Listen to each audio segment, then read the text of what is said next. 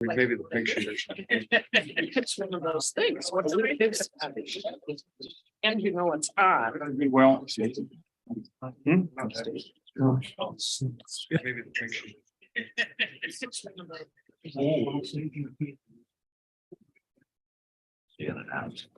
Yeah, she's nice. Understand how council actually met in this table. Are there leaves that go at the end or? No, they're not. No, just. It used to be smaller. Maybe it's, you know what is it, the chairs? Smaller than the Chairs. baby. Gordon? I don't know why it was. You would sit around here and do it? Sit on these chairs. Yeah. Maybe. Oh, yes, and it was on. Okay. Yeah. Okay. We're going to call the April 11th, 2023 Village Council meeting to order. Anton, Yes. Allworder, Here. Deacon, Present. Press, Present. Steinbrink, Here. Turner, Welsh. Here.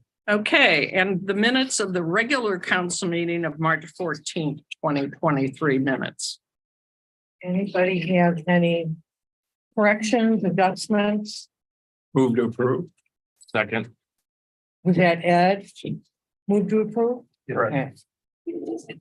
Anton, Yes. Allworder, Abstain, wasn't here. Deacon, Yes. Press, Yes.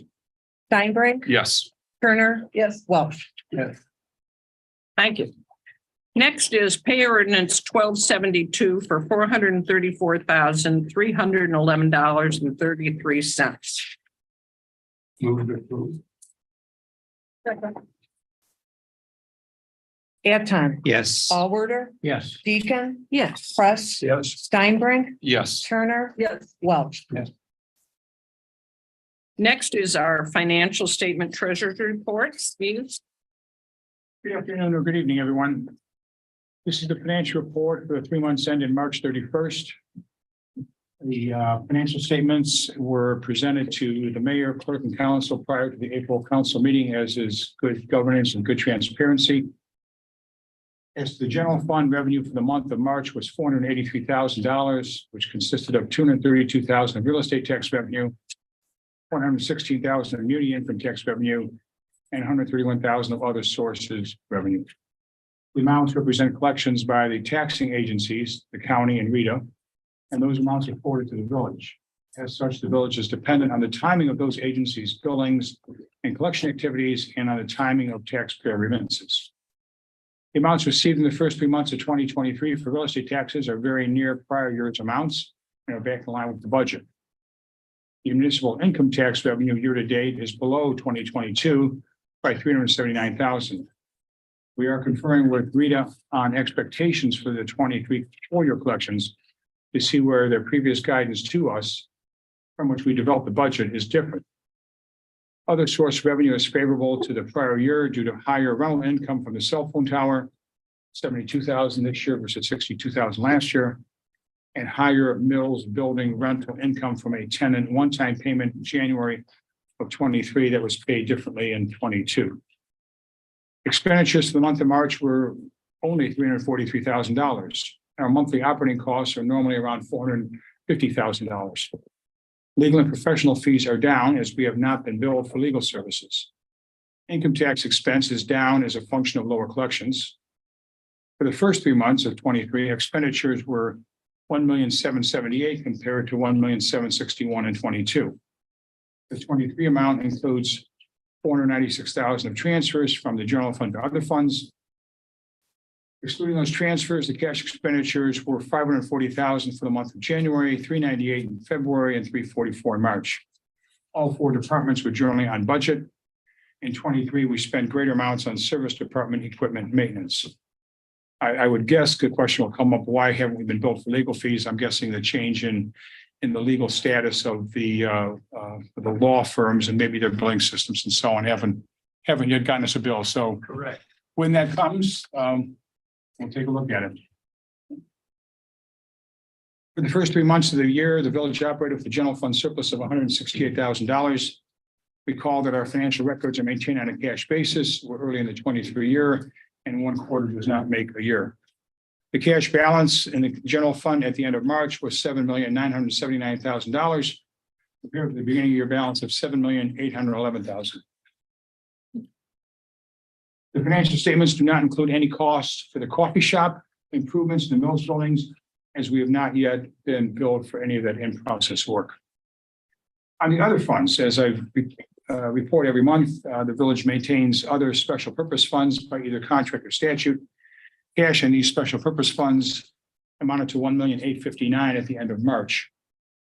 During March, we paid $23,147 for consulting fees for the comprehensive plan using the ARPA funds, consistent with council's prior appropriation of up to $72,000 of ARPA funds. Our cumulative comprehensive plan costs of $65,521, leaving $74,799 appropriated but not yet spent. Invoices were for services through January 31st, 2023, and we paid for only in-scope services. Out-of-scope services and services after January 31st will be subject to further detail and further review once those amounts are known.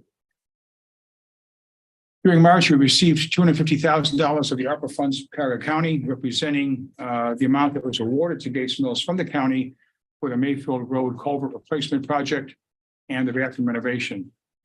Those funds were deposited into the ARPA fund per instructions and are not in the capital improvement fund. You'll see an appropriation request later, moving essentially authorizing us to use the ARPA fund where the amounts are versus the capital improvement fund, which is what we thought they would go in once we put this in place in last November, December.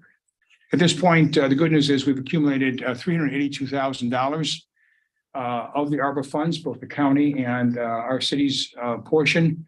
A big slug of the culvert replacement before using any other general funds or special purpose funds.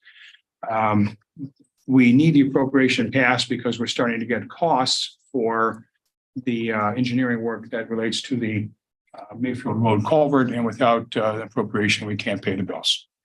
So I presume Dave or someone later on will talk about where they are with regard to getting bids and so on the Mayfield Road project.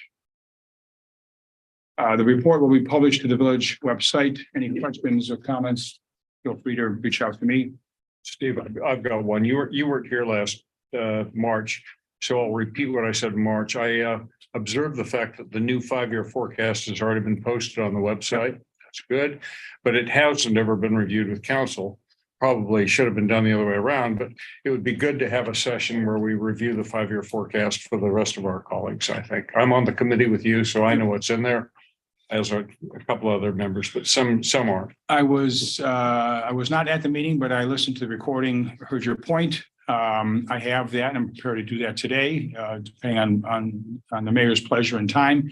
I will say, since the report's been published over 6 weeks ago, I have gotten 0 questions from anybody, either on the phone, in person, at the mailbox, under the clock, at the coffee shop, at the Easter egg hunt. So while we can have that report, I'm not sure what the discussion would entail. But if that's the pleasure of people down the road, I'm prepared to do that tonight, as I mentioned to you a couple of days ago. Really, we're in good financial shape. There's nothing noticeable reporting other than what's in here. So could I suggest, since it's a 5-year plan, it's not, whether we review it today or review it in the next meeting isn't, it's for Right. the next 5-year picture. And maybe it'd be good to redistribute it. Maybe you do I know you wrote a fairly lengthy, but even a summary, because I also think it'd be nice to have it on record for the public that, the basic Sure. assumptions and what it entails, so that there's a crisp summary, and then also council members can see if they have any questions or whatever. And we may, I haven't looked at it in probably 3 months. I don't know. Is that okay? for you're everybody? one of those You know, I'm- 2,000 that didn't look at it since then. Well, it's been a while since we did. All kidding aside, look, we can do that. It's 3 page. The narrative is 3 pages. The spreadsheets are another 8 pages. I can certainly circulate to everybody at this table the 3-page narrative if you want. It's all online. You can just go online, Gates Mills Village, financial outlook, search. appears in point. 5 Yeah. seconds. Yeah. So, but let me at least get the written report distributed. And we'll put that on, Mayor, for the agenda for next meeting. To give that a discussion. great. Great, Yeah. thank you. Steve, quick question. When do you think Rita will get back to you on discrepancy? Well, they're a little busy, as you can imagine, in April. So we're not really looking for anything probably until after tax season, April 18th, of course, is filing. Mhm. By that time, by the end of April, they process things pretty quickly. So I would hope that by the May council meeting, we have some better explanations for you on whether their previous guidance of 3.2 million sticks or whether they're backing down on that a bit. Or up on it. I don't know. No, we budgeted 2,600,000 and they said we could count on 3,200,000. So there's some room, but Right. but we're running behind. Well, but last year was 3.2. So we did budget, I think. We budgeted 84% of what we got last year. Right. So, two questions. The ARPA funds, 382,000 accumulated. Does that include money for the bathrooms or you kept that? That's the 382 is for the Mayfield Road culvert. That's Okay. separate for the Okay. in the bathrooms. And just for your thought, we have some months that we have 2 pay periods and some that we have 3. And when you compare to prior year, just make sure you double check when you're comparing whether we had an extra pay period a year ago or now, because obviously the payrolls. Right. Just, I'd like to actually add a little detail to our report. I haven't gotten around to throwing a line item in that just says, here's the payroll average per pay period this year versus average per pay period last year. Just to see what the increase, because it jumps around because of that, Would you like to see that? because of cash accounting. I mean, Yeah, if Janet can fit it into. I can ask Janet to see if we can do that for the next meeting. Okay. Not necessarily to report on it, but at least to answer the question. Well, yeah, no, I mean, it's gonna vary because it depends on what, twice a year, there's a month that there's 2 months a year that there's 3 pay periods instead of 2, so. For the benefit of those listening, our people are paid every 2 weeks, not twice a month. So So the 26 pay periods across. 26 pay periods, not 20. Oh, nice. Okay. Any Quick question, questions? maybe it's Yeah. more appropriate for the project leaders for the comprehensive plan. What was the mystery behind us not getting invoices since the end of June? Looks From to CT be Consultants. administrative, Yeah, on whose part? theirs. Theirs, okay. And they're comfortable now that we're paid up through January? Well, they sent us invoices preliminary. Yep. We asked them to break down what was in scope versus out of scope. Okay. And we're comfortable with the in scope, Okay, and we've tried to get more detail on what they've rise to out of scope. so you're still comfortable that we'll get this whole thing done for 72,000 or No, we thereabouts? don't know that yet. I know why. Speak but a I mean, little louder so the microphone do picks you up. expect us to exceed X72? That's what I'm asking. We don't know, Okay. We could extrapolate a little bit. maybe. Well, you could. I mean, the question is, would you react? Well, you can extrapolate anything, David, but we don't know. You don't know. Okay, fine. It's something we should keep our eye on. It could be, We're keeping could exceed. an eye on it as well as we can, given their administrative. We can, absolutely. Okay, thank you. Okay, Thank you. thank you. Now for mayor's report. First, I want to thank everybody that helped. We had a fabulous Easter egg hunt on Saturday. Record turnout. I mean. Record turnout. It was unbelievable. It really was. And I just want to thank Sudie Burchek, Logan Kaptok, Deborah Kraus, Gail Minicello, Cassandra Mish, Jean Mish, who was our leader with all the organization, Gina Mull, Kevin Mull, Whitney Mull, Janet Mull. Her family came and helped a lot. Robin Polak, Stella Schmidt, Mary Jo Schmidt, Ingrid Scragg, I guess you'd say, Dorothy Solinsky, Tom Robinson, our fire chief, service department, and police department for all their input. And our service department did Easter cutouts that were dynamite. I'm sure that Gail, I sent her a lot of pictures. I'm sure it'll be in the May pink sheet, hopefully. It was a great event. Could I possibly go on record, by the way? I heard an interesting comment on radio on this weekend that there's been 10,000 inquiries as to whether rabbits lay eggs. Since we have the Easter bunny and since we have Easter eggs, and I just want to go on record that actually bunnies do not lay eggs. If Okay. anybody thought that, so. I knew one who did. Why they have Easter eggs and Easter bunnies, Is it don't the know. Easter bunny? Spring, Yes, so spring. anyway, so 10,000 people are asking bunnies lay eggs. That's funny. Next is a thank you note directed to Dave, but thank you very much for your extensive efforts and improvement of the 980 Hill Creek. Congratulations. It was sold 2 weeks ago for 1.65 million. I can't believe it. A long way from the days of neglect. So with sincere appreciation, Frank and Johnson Sunchlap. It was a travesty for years, and it was a long, I mean, What are we? filings and all sorts of. Yeah, what is it? 980 Hill Creek. It's a house. It just went through a lot of owners and a mortgage company and Yeah, it was Neglect. basically abandoned for years, and then I think it sold on an auction, and I think it was quite honestly a mortgage scam, and then it shuffled hand and shuffled hand. It was just an. It was in the middle of a divorce too. What was our role in it? Violations, sending them violations, trying to get them to improve the property. trying to get them to fix it up, trying to get them to cut the grass. We even charged the taxes for grass at one point. I mean, it was Half the house was painted one color, the other half was. horrible. It's just a. Ongoing mess is what it was. And somebody bought it and fixed it up. And thank God it is terrific. So it can be done. Let's see. With the county money, we had applied for all the money for the county District 6. What we got was 157, which is what is in that ARPA money for our culvert on Mayfield Road. So I wanted to, that was the new amount that got added to the other money that we applied for. It's separate from the bathrooms. The bathrooms were from a state Grant. Oh, biannual budget thing.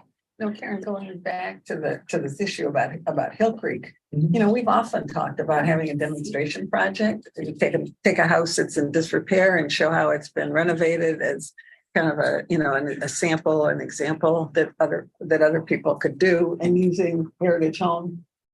This one didn't, but if you've got some pictures from when this started and a little history, it might be a great article. Dig through. You You might said, be able to find Yeah. pull some of those. what was the address again? 980 It's right on the end of Hill Creek, right where it transitions to. Anders. Okay, so from what you said to selling it for 1.6 million, I mean, there's a story there. Yeah. Oh, yes, there's no question about Great it. Story there. Yeah, Okay. but it was a real problem for a lot of years. I mean, cringe when the phone would ring. Okay. Hickory. Baker. That's all I've got.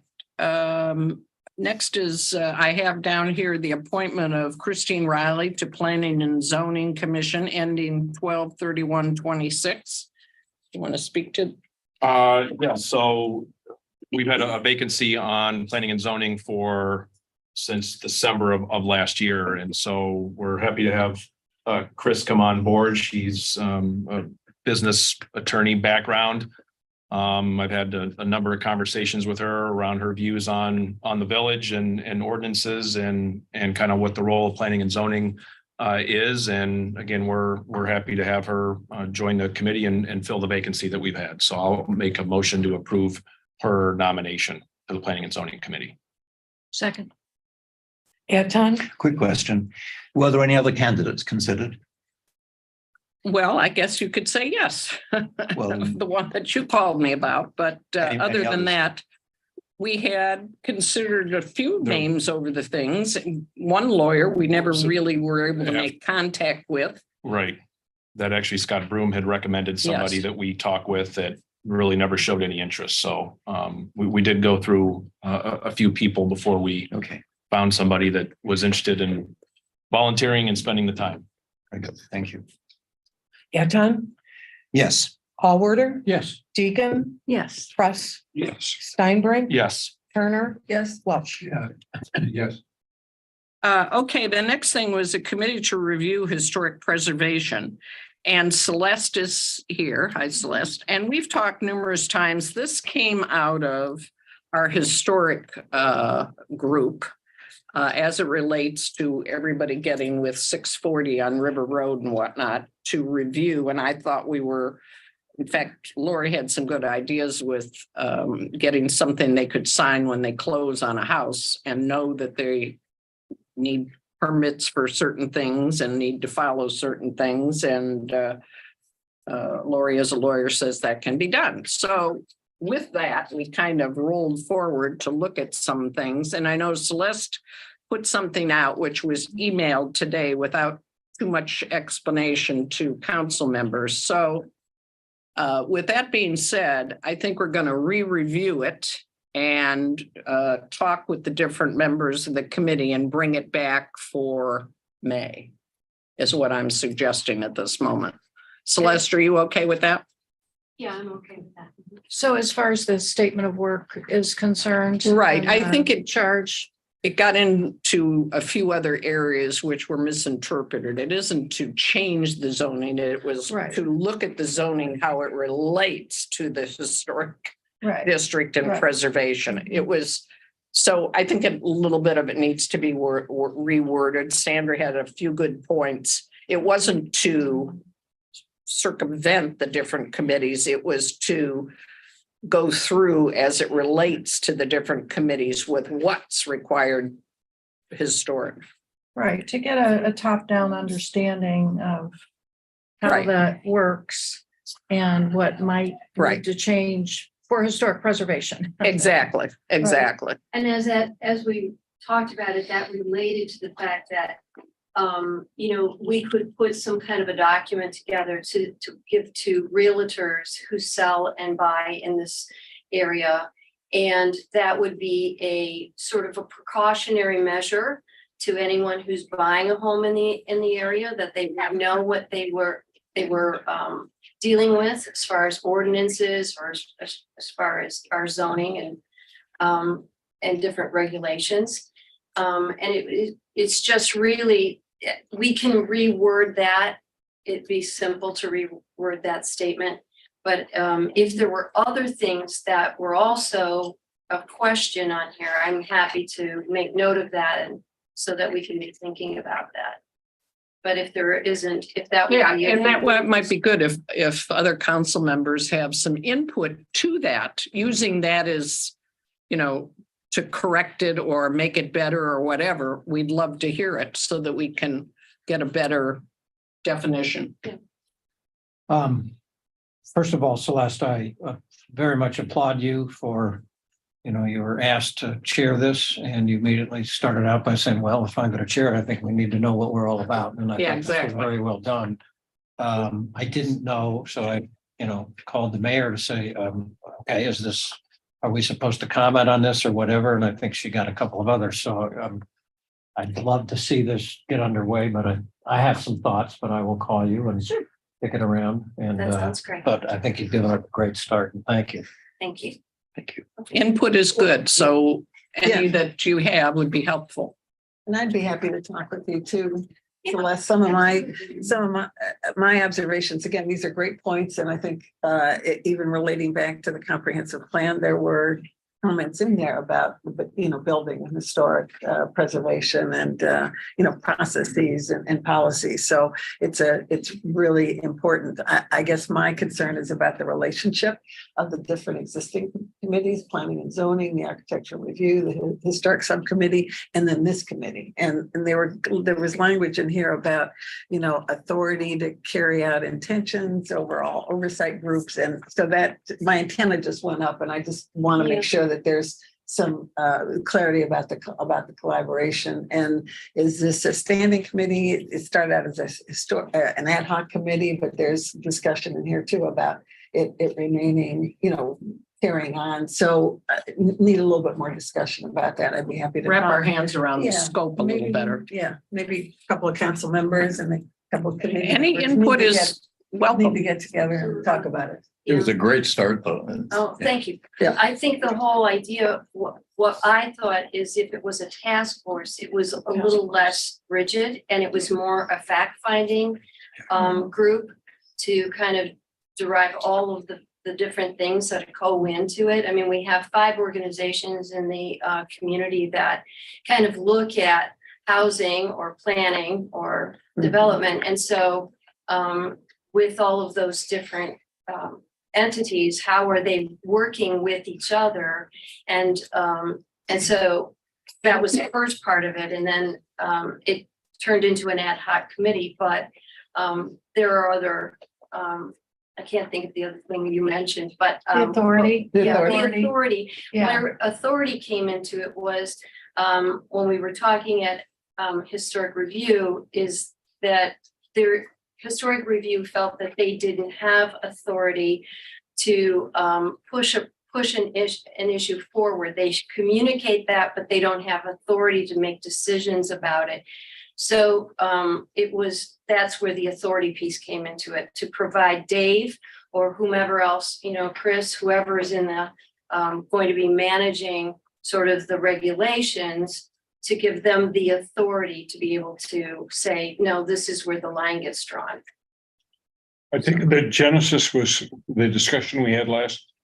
No, March? actually at the last historic meeting, Lori was there and Celeste and Adam and the committee itself and Sarah was there. yeah, Sarah And the chair. and Dave Ellison, and it came out of the historic meeting that we need to look at things. And Chris Courtney has an important role in Well, all of You're this too. not seeing my notes. Wait, let me put the other glasses on. In addition to the 5 people that are on the committee, Mhm. we have Dave, Jean, Chris, Jan Holtzman, she said she'd be on, and myself would Okay. attend the meetings for input. Then the idea is to bring in some different people, as Celeste suggested, that would be maybe an expert in something.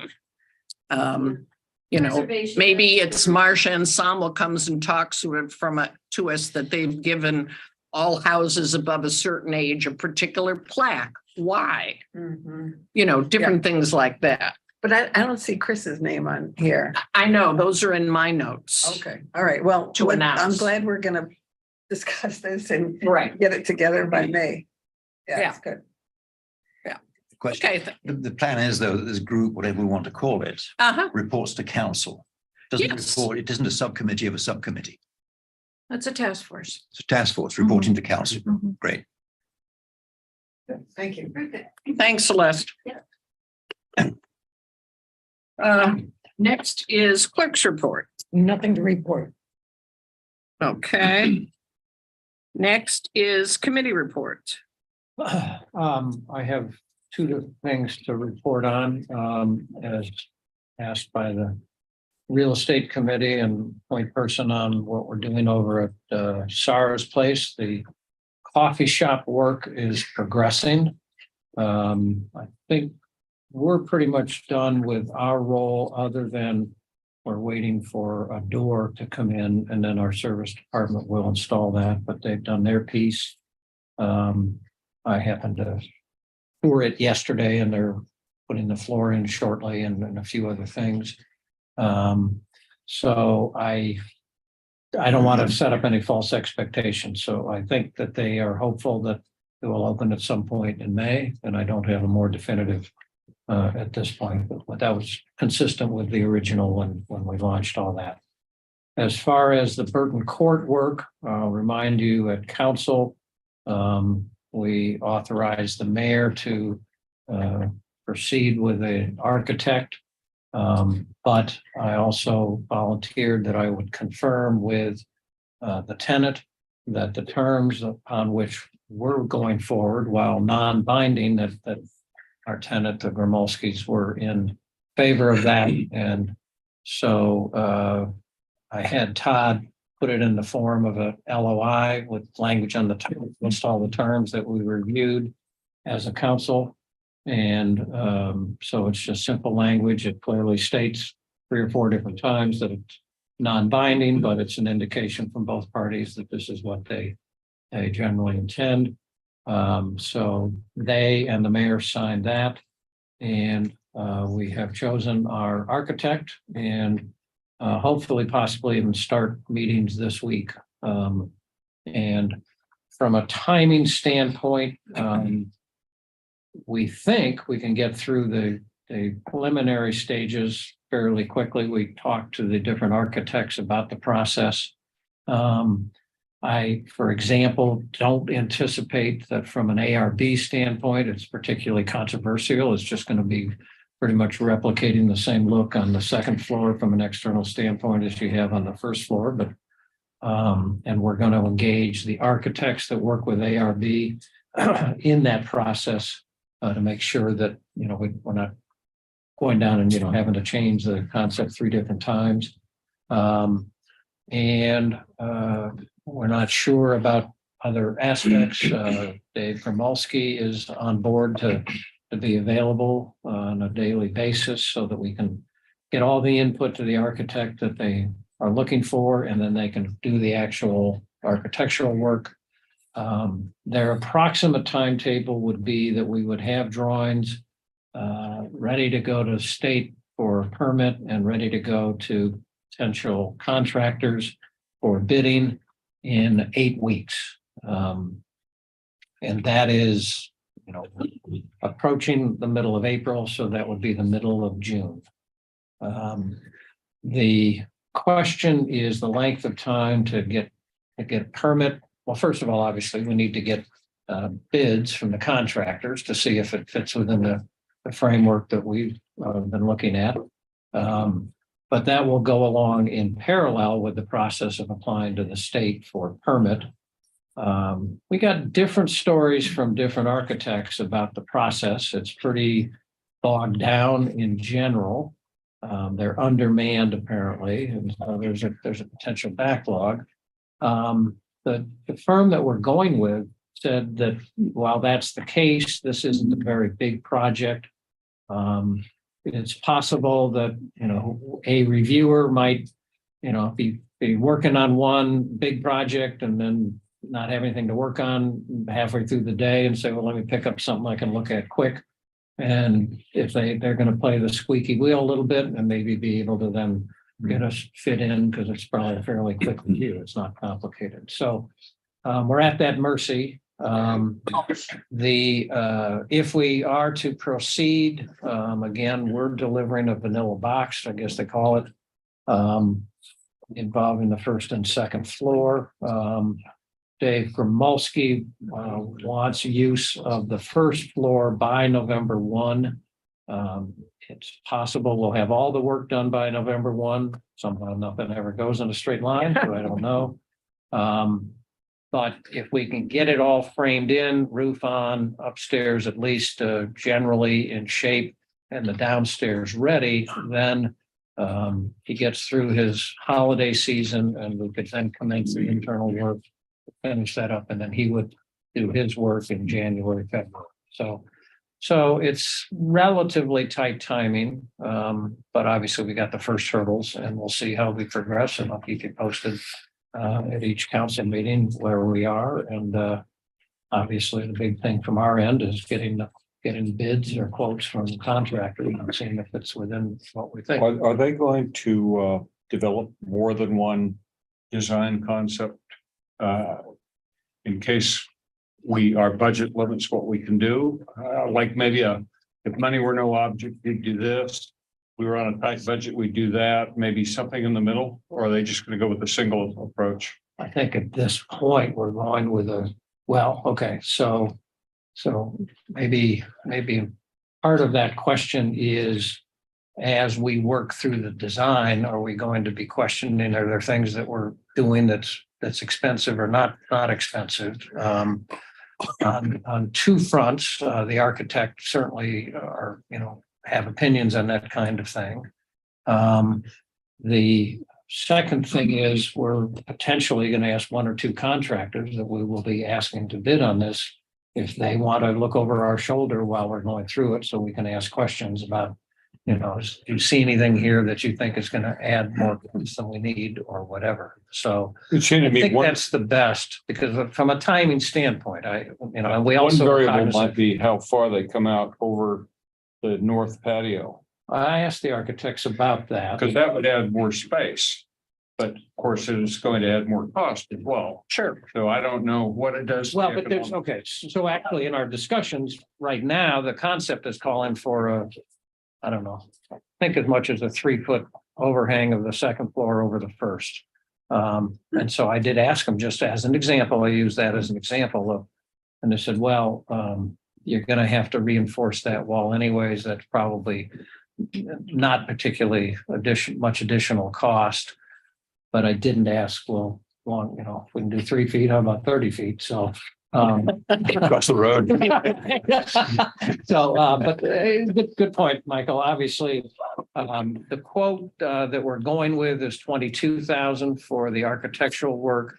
They did list that there are some things that if we wanted them would be additional on an hourly basis. An example is when the architectural work is done and the contractor is working. Many times you have the architect, check how they're progressing. Our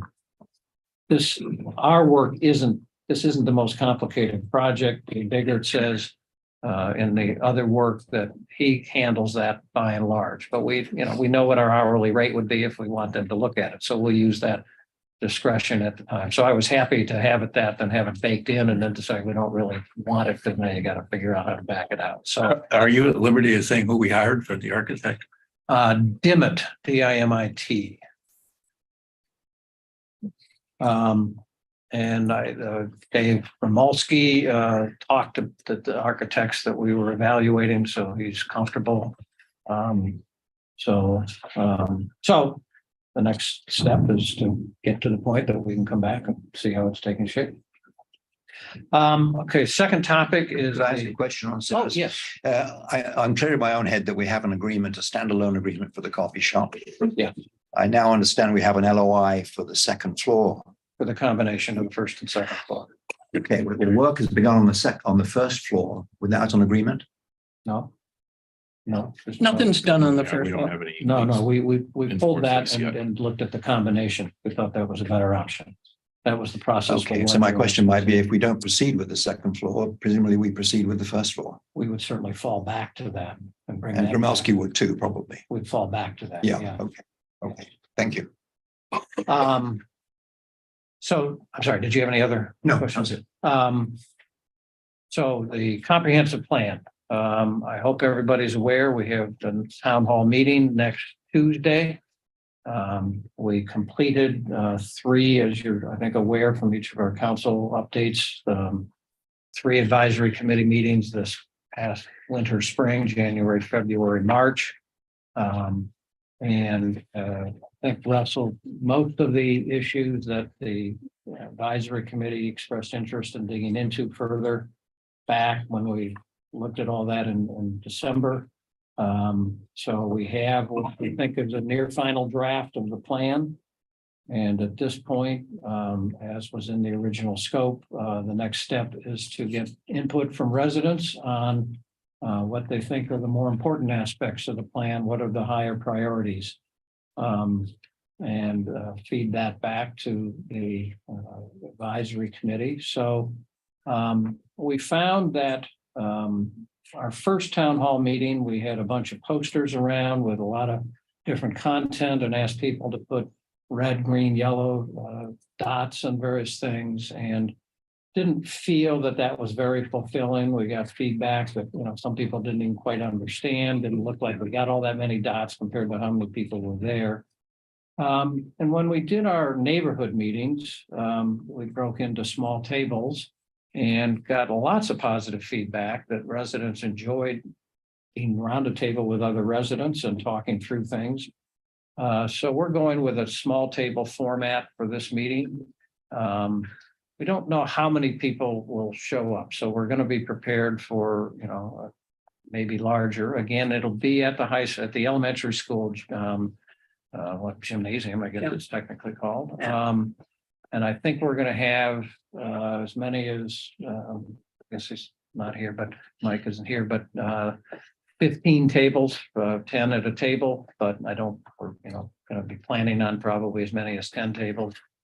And we're gonna have, give an overview of the plan as it currently stands. And then we're basically breaking it into 3 segments.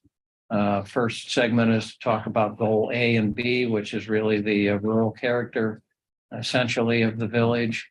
C and D, which is housing and village center. And then E and F, which are amenities and Connectivity. And about a half hour for each, because this is a 2-hour, 6 p.m. to 8 p.m. There will be a form for every resident to fill out their, how high a priority or degree of importance do you put on the individual objectives. There'll be encouragement if they have comments or questions or suggestions to make note of those. If we can get as many as 100 residents there, we're going to get feedback from every single one. We've asked,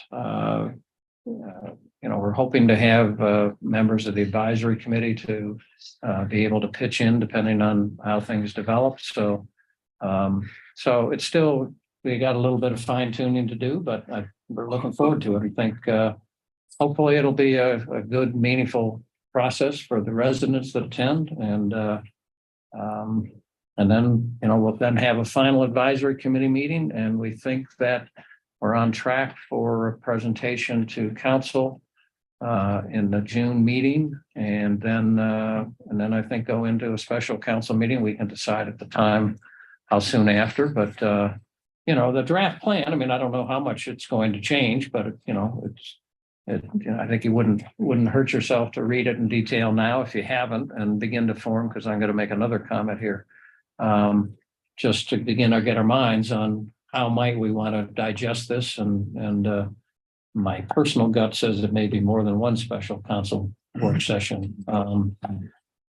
So that's where we are on the comprehensive plan. And just to add, in terms of promoting this, we've done a mailing. Hopefully most of you have received a postcard about the town hall meeting. It's been in the pink sheet. There have been some flyers in the library and post office. There'll be a Gates Mills Connect going out. We did ask people to submit questions in advance so we could collate them and, respond at the town hall. Deadline was yesterday, but Mike made a good suggestion to extend that. So we've extended that to Friday at noon. And again, the Gates Mills Connect will go out reminding people about the meeting and about the questions.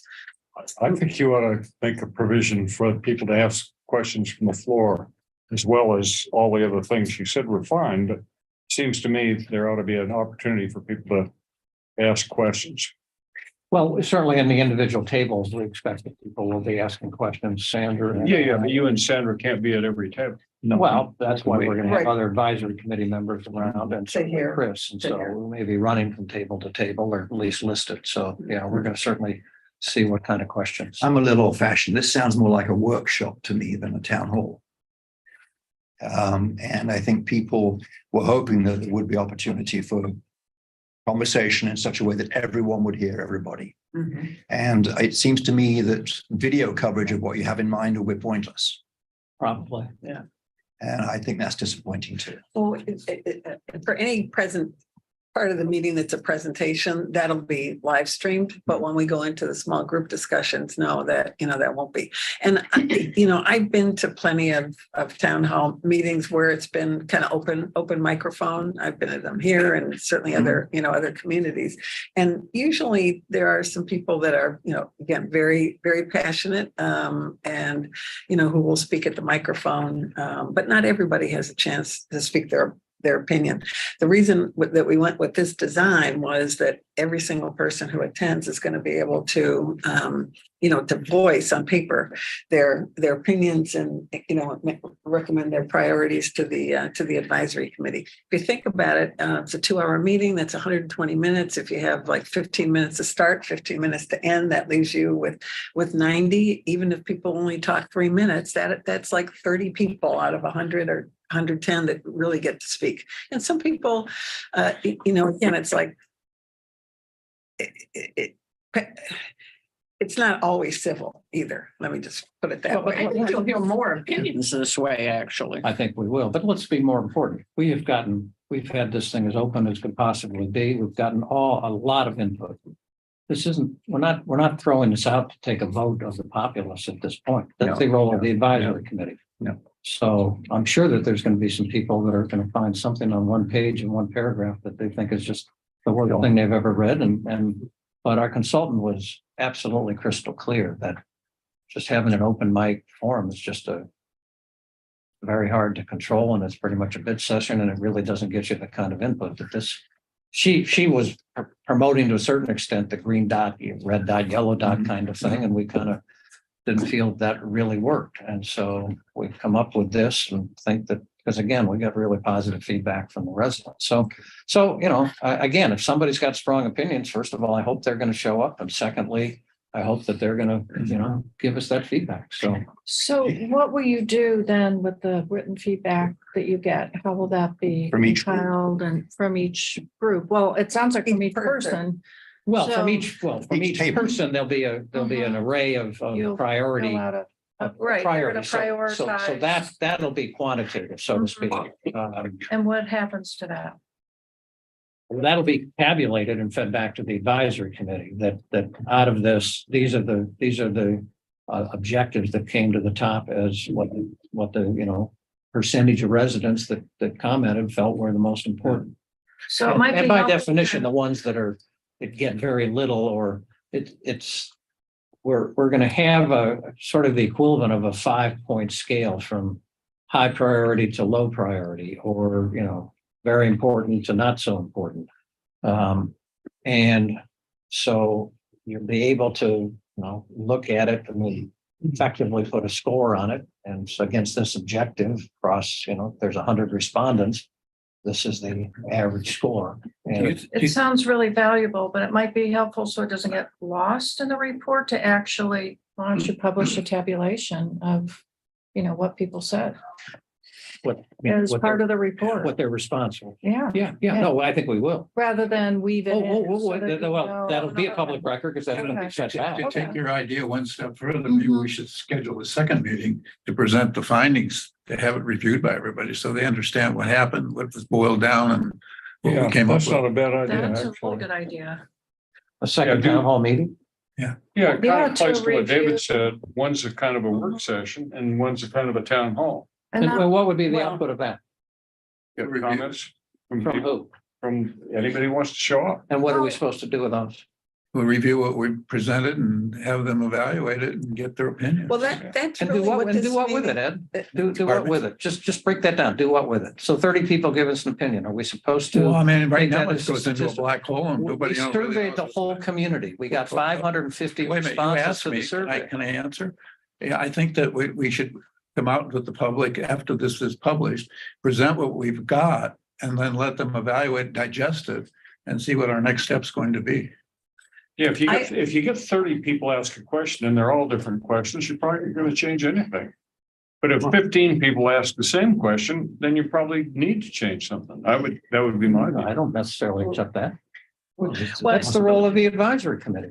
My sense, Ed, of what you just said is kind of that's the point that we're at now, because we've had several advisory committee meetings. We've had the survey, we've had the outside perspectives group, we've had comments from the advisory committee that have been kind of fed into the draft plan after every advisory committee meeting. So we're,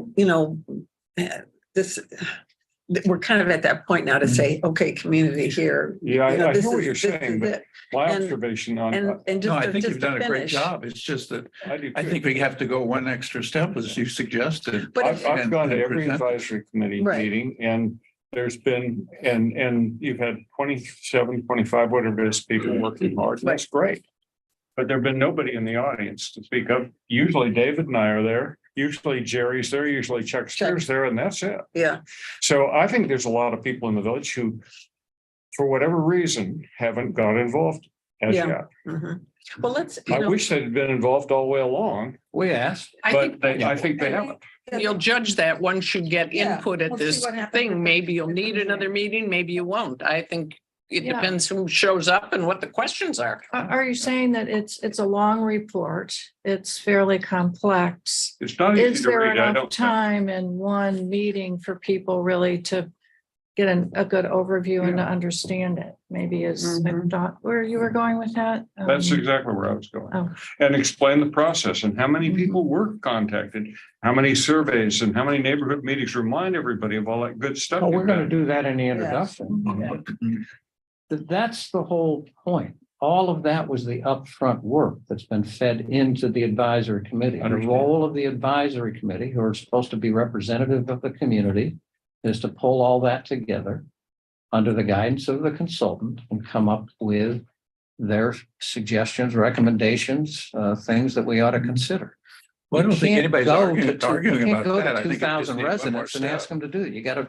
Yeah. So, and we're not, you don't put Yeah. this to a popular vote. If there's anything out of here that we want to do, that we think would be something we'd want to go to the voters, then we absolutely should. But when you're going to people for opinions, you're going to get the stray opinions. You're going to get the camps that are very decided one way or another. And that's been the role of the advisory committee, to get all of those and to bring it into balance. So I don't see, I mean, if you guys want another town hall meeting, we can certainly talk to the consultant. I think you'll judge that after this next meeting. Yeah, I think it's something to think about. Yes, I've got a couple of comments, We might actually hear a new idea. a couple of from the comments. floor that we haven't considered yet. And a question, Michael, I hear your comments. David, I understand, the concerns, but David, you and I sat on a committee 4 years ago to choose a consultant. It's been 4 years. So at some point here, we've had multiple town halls, we've had multiple neighborhood meetings. We have given people more than enough opportunities that those that wanted to participate.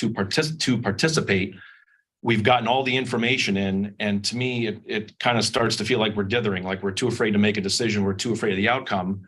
And I've looked at these 6 items on here: rural village character, harmony with nature, desirable neighborhood housing and neighborhoods, community pride and engagement, access and connections, quality amenities and services.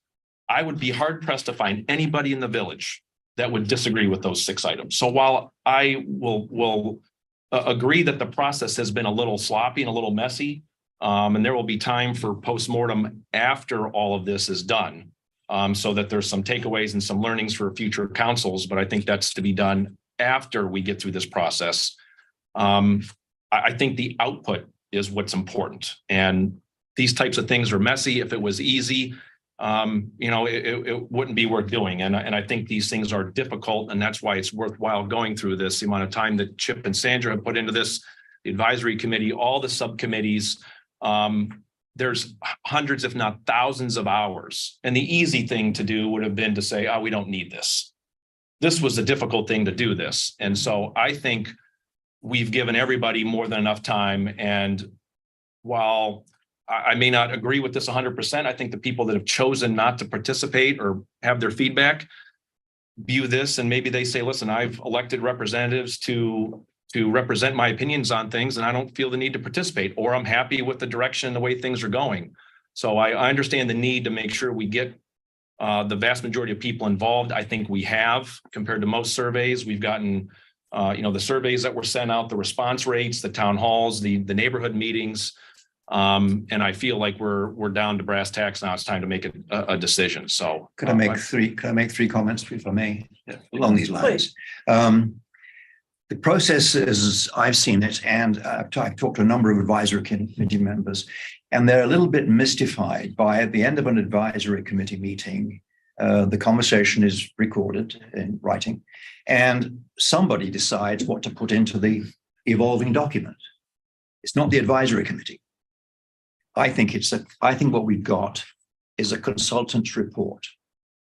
I don't think the advisory committee members believe that they were the architects of this document. They contributed to it, but they were not the architects. So that's a concern I've heard from a number of people, and it's a concern I have. And I think How many is a number, David?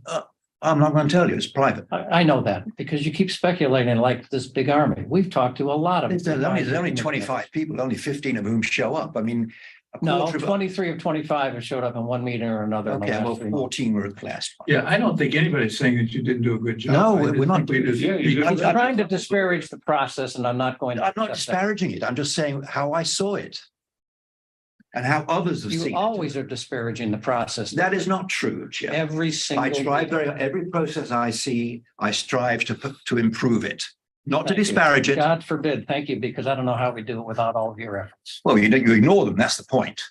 For reasons, So, for what? for reasons, for good. No, reasons. not good reasons. No, I disagree. Anyway, that's my first point, that this is a consultant's report, and I think we should treat it accordingly.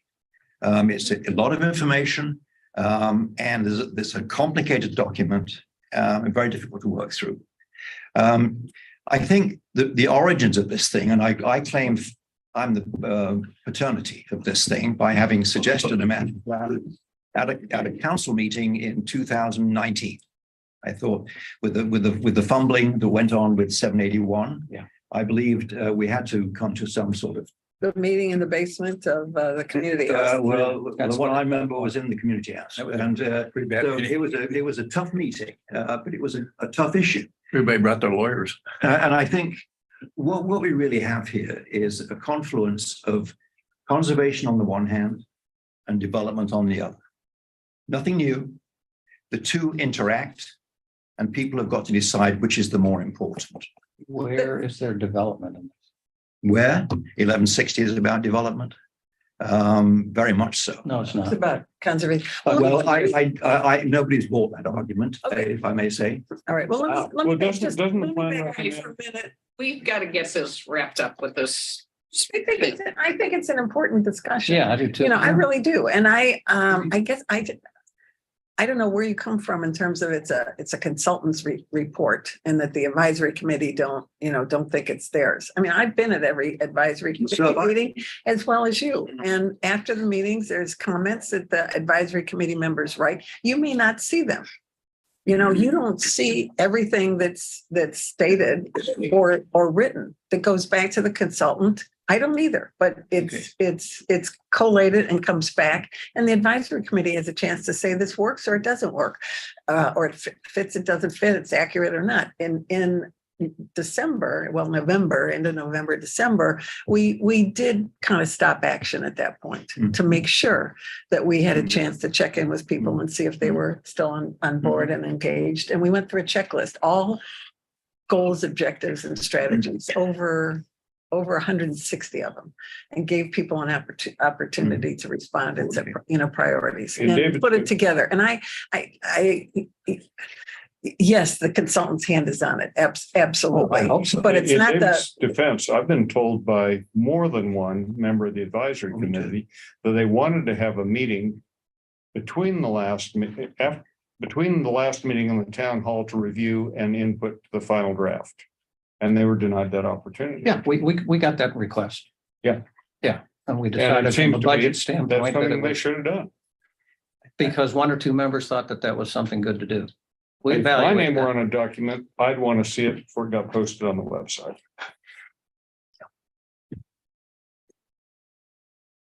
Mayor, what do you think? I think we need to move on. One word of caution. You guys are just so critical of the process. Every We're not single really trying step. to improve Yes, you it. are. No, Every you get single, it. you constantly are trying to improve it like it's a terrible process, David. Why? Who says Oh my it's terrible? God, if we did everything you did, you want us to go out and do the survey 3 more times, so we got 100% survey results. No, I did not. Yes, you No, I did did. not.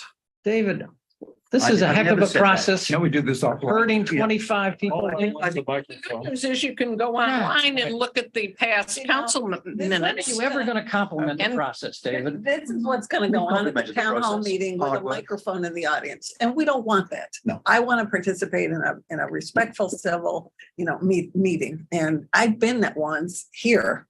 You were, I don't know if you were at the one about connectivity and through the Bikes. metro parks. the Oh, bike- yeah, I was at that one. Yeah, right. Years ago. It's like watching a train wreck. Well managed. It's tough to manage. I agree. Very. I think one thing, Chip, if I may say, after all this work, money, people's time, a lot of thought, a lot of conversation, we're close to the end now. So let's rush the end. If it costs more money, let's pay it. If it takes more time, let's take it. But let's make sure that what we get is a document that we believe villages should take very, very seriously because of its decisiveness. Who's we? We, the council. No, that's not council's role. It's the advisory committee's role to deliver the product. We decide once it's been delivered, what we think of it. Okay, well, I just think the final document deserves acknowledgement of all this work, and we shouldn't rush the final stages. And that's what I feel we're doing. So here's a suggestion, maybe. You're gonna have this meeting, you'll have people in groups, hopefully well attended, et cetera. Mhm. What if you do a check-in at, the end of the meeting? Find out if people feel, gee, it's so, I forget how many pages now, 30, yeah. Do we need more time? Do we need more explanation? Do we need to spend some more time on this? Would another meeting be helpful? And see, because that way you're really, it's the villagers that we want to feel that we want to feel that they have participated and had a voice.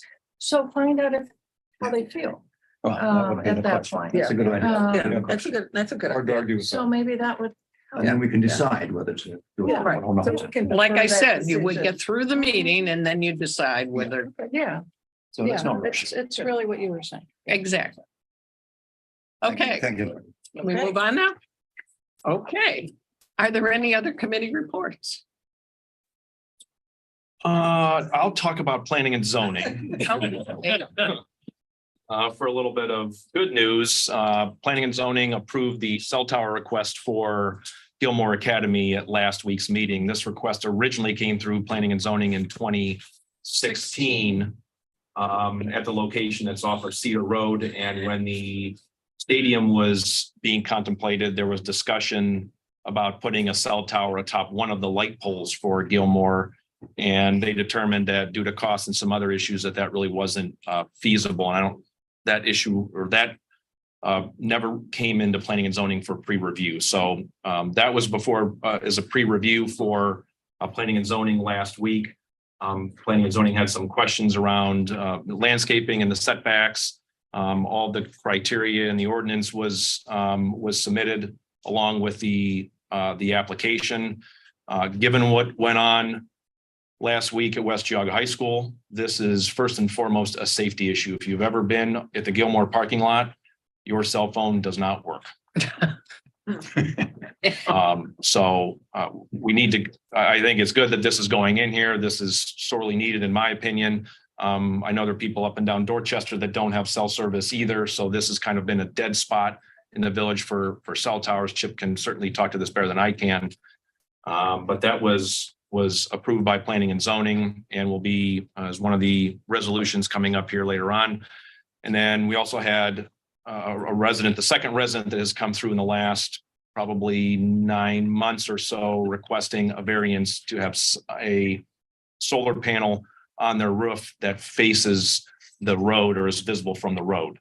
Right. And I talked to the last council meeting and got some opinions from individuals and also talked with Architecture Review Board and with Planning and Zoning. And there is really no appetite among any of those three groups to change our ordinance right now that would permit solar panels to be visible from the road. We're told by industry experts that the technology is continually changing. I think at some point in time, the technology will be such that you can't even tell that they're on the roof. And those individuals that want to do that can certainly do that, and we can review the ordinance at that point in time. But after discussion with the homeowner, they withdrew their request for a variance.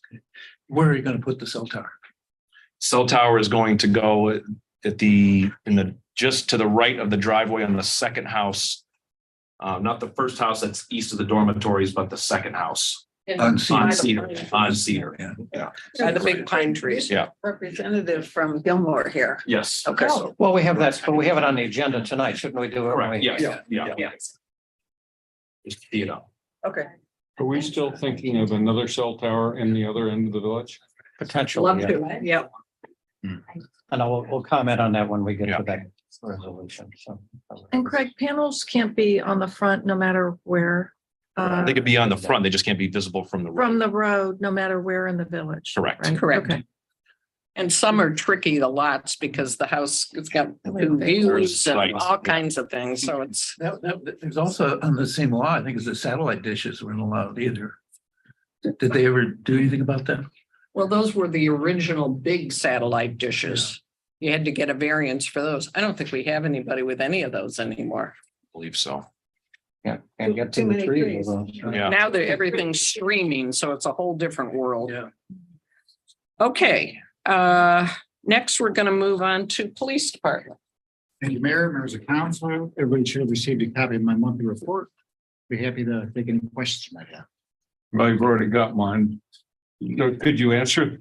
Yeah, let me just comment on this here. I thought this was important because we just received 2 calls the day before yesterday. So number 3 on my council report, I highlighted, we've seen a couple calls regarding stolen vehicles driving through town through the tracking services, not just us in the area.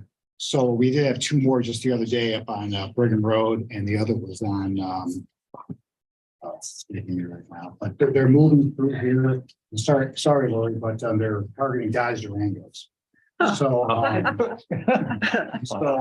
you know, this has been a problem in the area. You know, so I'll be highlighting in my pink sheet column in May, you know, about the importance of electric vehicles and whatnot, and, you know, doing all the common sense stuff. You know, so we haven't had any stolen vehicles here. A lot of the neighboring communities have, no doubt about that. So, you know, I think we've been fortunate to this point, but, yeah, I wouldn't be surprised at some point here if, you know, we see something. So, but it's a concern, but we know what we're looking for. We have pictures of certain vehicles and whatnot, and, you know, but it's. And they've tracked them through. Mhm, Oh, great. They have, so.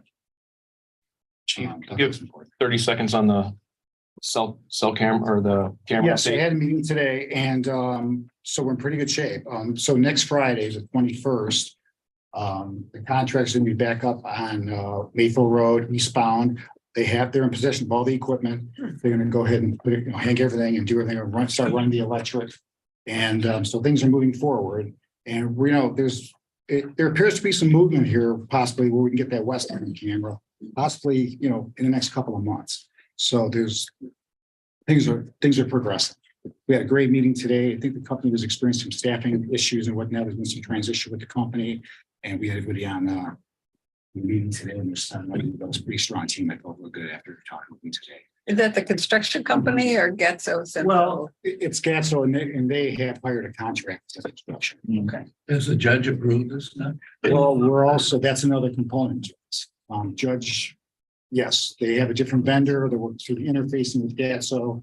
And so we believe that the cameras will be up before the court's ready to take us on. So we'll probably just collect some raw data, you know, when the court's ready to take us on, you know, we'll certainly announce that and. I asked the chief a question, and this is probably the last time I ask about this subject, because I've asked before, but we set a new record. We had over 5,300 house checks this month, and I was curious. I'd like to know whether they're pretty well spread around the village, or if 10% of the people are using 90% of the house checks, in which case we might want to think about charging it. I have a house in California, and they give every resident 30 days at no cost, but they charge over 30 days. So that way you've got the people who are gone for 6 months at a time, you know, are using the service disproportionately, in which case they ought to pay for it, in my view. Interesting. Yeah. Well, we've been so traditionally doing that, and I know when I lost my bride, I put our house on check, and they were marvelous. And, you know, I had the garage open once and I got the call. I mean, they were really watching it. I look at our house checks as a positive from the standpoint, it spreads our policemen all the time all over the village and keeps them busy and awake. I mean, you know, 24/7 I is hope we don't need to keep away. exactly. I take your point. Go to some other communities and when there's cars parked around and they're not doing anything, take a look. I'm just saying, ours are not that problem. This is also peak season for us. Yeah, right now. exactly. I mean, they will drastically be. I'm not against the house checks. I think it's a good service. I think we should provide it. I think it's just a question of who should pay for it. Well, there's no cost. There's no, yeah, what's the cost? What's the, Yeah, there's if there's no What else would cost? the police be doing if they weren't doing that? I think that's the question. Right, well, hopefully driving around the village, just observing. So the house checks are part of their driving around the village. Yeah, How I mean, it's an interesting point. I But think we need to get to some residents. I really do. And on the back end, I think, I would like to think that it does curtail some burglaries down. right. You know, Because they know. well, how do you know? I mean, you know, Because they never know when they're gonna be coming around. for the check. And what we wouldn't want to have, somebody not request out less than Yeah, pay yeah. for whatever, Because they find out got. their house gets burglarized. The chance of assault there is slim enough. So at that point. It's a very good service to the village. I will say we were out of town and look at my Ring camera and Yeah. see at 3:22 a.m. come through, it shines the flashlight or the spotlight on the house. If we have a package dropped off that we weren't anticipating or it came early, they pick it up and bring it down here and you come down and get it. So it's not sitting in your front porch. I've reflected on your comment, Michael, if somebody's out for 6 months and didn't subscribe to the watch and their house was robbed and they weren't paying a lot of attention, we could go 2 or 3 months before realizing that their house had been robbed and we missed, the trail and Word is ability. out. So, that's just another protection. So I don't know how much revenue would be involved, but if there's not really much cost, I think it's. I don't know. Ring cameras are It- it- positive too. Yeah. You weren't the first one. to Besides raise the this. It house came up checks. when we did long range plan. I don't know, when I first joined council was one of the things, gee, should we charge for this? And walked around it and I think concluded that it wasn't much cost and it's a safety measure, but. So anyways. Thank you. Thank you. Next is Service Department. Dave? Thank you, Mayor. Members of council, you should have received a copy of my monthly report. I'm happy to answer any questions you may have. Could you be good enough to give us a quick update on the Mayfield Road culvert replacement, the engineering efforts, the advertising timetable, and at this point, you see any fatal law type? No, so Go the number of things. three projects that we requested, I think was last month to go out to bid. We're wrapping that up. I anticipate they would be out to bid within the next 2 weeks, I believe. We're Next week. yeah, we're looking at having the road program and the Mayfield Road culvert in front of you for approval next month at the May meeting. And then the Hill Creek retaining wall culvert project in the June meeting for your. Culvert in June as well. Yeah. So road program next month, culvert. Okay. Hill Creek in June. And just a suggestion, we had a large contract last year with the company, despite that we had some large overruns. That's why we had the overruns, conditions under the road that weren't obvious, et cetera. I would just say we should probably take a look at the contract language, make sure the change order provisions are relevant, that there's some dollar amounts in terms of whatever those are, so that there's an escalation process and we don't find ourselves at the end of the project with a large bill that, despite good efforts on a lot of people, and honesty is a surprise. So if you could take a look at the change order language and maybe we need to beef it up a bit. Thank you. Other questions? Thank you. Next is Fire Department, Tom. Thank you, Mayor and members of council. You should have received a copy of the fire department report for March. And I'd be happy to answer any questions you might have. March 25th is busy. Busy day. Well, we've had a lot of storms come through. And that day we had 9 calls that day. And then the surprising thing is, like a day later, that's when power starts coming back on and lines that weren't arcing before start to arc. So we end up going back, for 2 days, sometimes 3 days, with things that are actually related to that original storm. You know, so of the 23 calls, we basically had 13 that were storm related in one aspect or another. And I also wanted to mention that on this date, in 1927, ordinance number 54 was enacted, which created the Gates Mills Fire Department. When was that? Created the fire department. I know, what year? 96 years ago. I wasn't there. Call us who was. April probably 1927. It was, Yeah. It was ordinance 54. And I Wow. created the Gates Mills Fire Department. What was it before? There wasn't. I mean, what did you do if you had a fire? It was, you know, whoever had a fire department would respond. I see. And back in those days, you know, they were few and far between. Yeah. Wow. There are no other questions. That concludes the fire department. I don't mean to put you or the mayor on the spot, but you retire officially when again? September 16th. So My last day in the office would be the 15th. while it may not be that burdensome to give the report, at some point, it'd be nice to sort of overlap with you here to backstop and have your successor. Oh, yeah, the mayor and I are already working on that. We have We've been working on it. candidates. Yeah, I plan everything. Everything. So We He's deserve Mr. right, and There it's is- not totally smooth, we're there gonna is- keep you on. there's a plan that we've been working on Handcuffed. about 2.5 years. So No, he's not gonna. succession planning is Yeah. well underway. That Uh, concludes the fire department. Thank you. Thank you, Chief. Okay, next is ordinance 2023-12, first reading, Chip. Really? This is a first reading? Okay.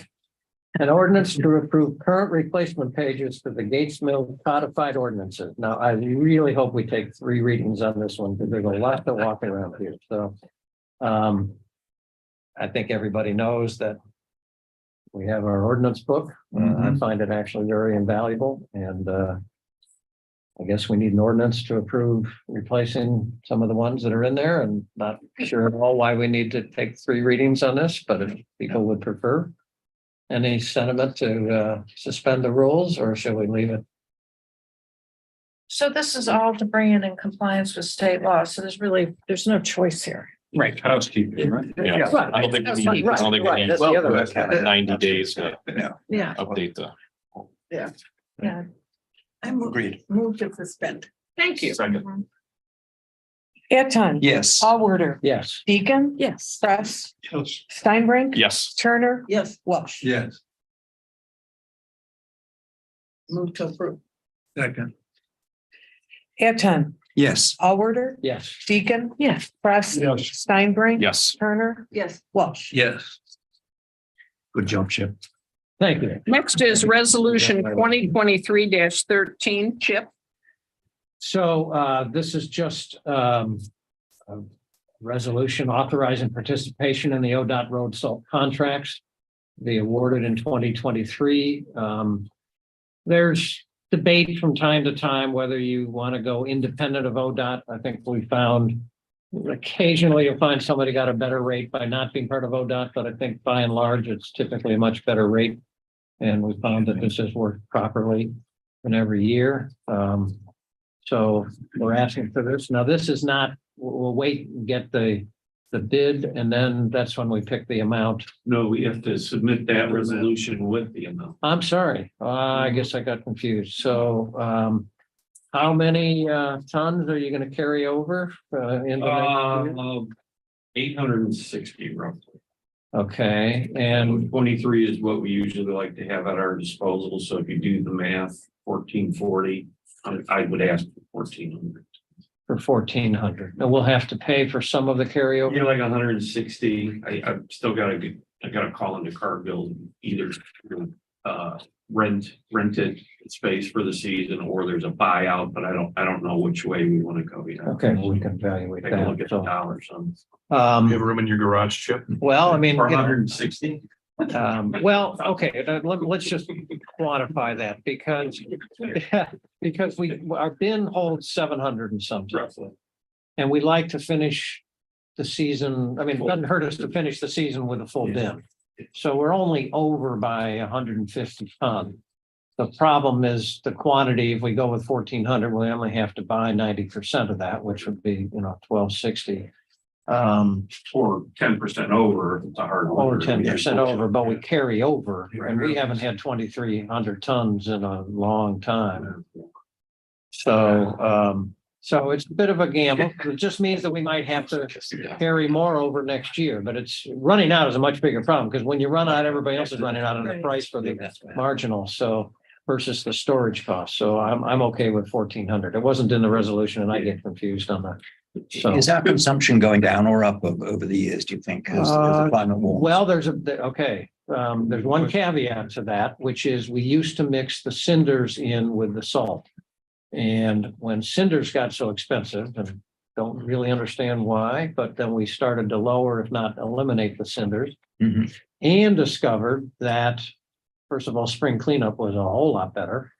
And residents are certainly a lot happier to not have their part of the cleanup. So, so we're kind of, so obviously without mixing with cinders, we're now using more salt. But I think that's in the last 3 or 4 years, Dave, which have been pretty mild winters. Yeah, So, absolutely. so on that basis, 1,400, well, I mean, we'll have ended up that we started with a full bin. Yeah, but that's consistent throughout the years. That's always kind of. No, but I mean, we started the year with a full bin. We did. We're gonna finish with 150 more than a full bin. Correct. And so we've used about 1,250 or 1,300 this year, which is, how mild this winter was. Absolutely. Now, maybe we're gonna have another one that mild, but boy, it's hard to be mild, this mild. So I think it's worth the risk. Insurance, absolutely. Insurance, yeah. Absolutely. So as part of this resolution, then it's the 1,400. That's what I was trying to clarify. So, and we want to get going on this. So, May 1st. to May 1st. So do I need to suspend the rules? Move to suspend the rules Second. on this. Eton. Yes. Allward. Yes. Deacon. Yes. Press. Yes. Steinbrink. Yes. Turner. Yes. Welch. Yes. Now I move to approve resolution 2023-13. Second. Second. Eton. Yes. Allward. Yes. Deacon. Yes. Press. Yes. Steinbrink. Yes. Turner. Yes. Welch. Yes. Thank you. Next is resolution 2023-14, Lori. So this is a follow-on to the committee report from last month's meeting regarding hiring a consultant to do a feasibility study for the potential broadband for the village. And Ann Whitney's here. She's done most of the work. But I can run through again what our process was and what our conclusions were, if you'd like. It did go through it last meeting, but are there, want to run through it again? Are there any, questions around the consultant, how we chose the consultant? The phasing, which is to do a feasibility study before we do a full-blown consulting arrangement. To determine if they're, if it's feasible and what the potential options are.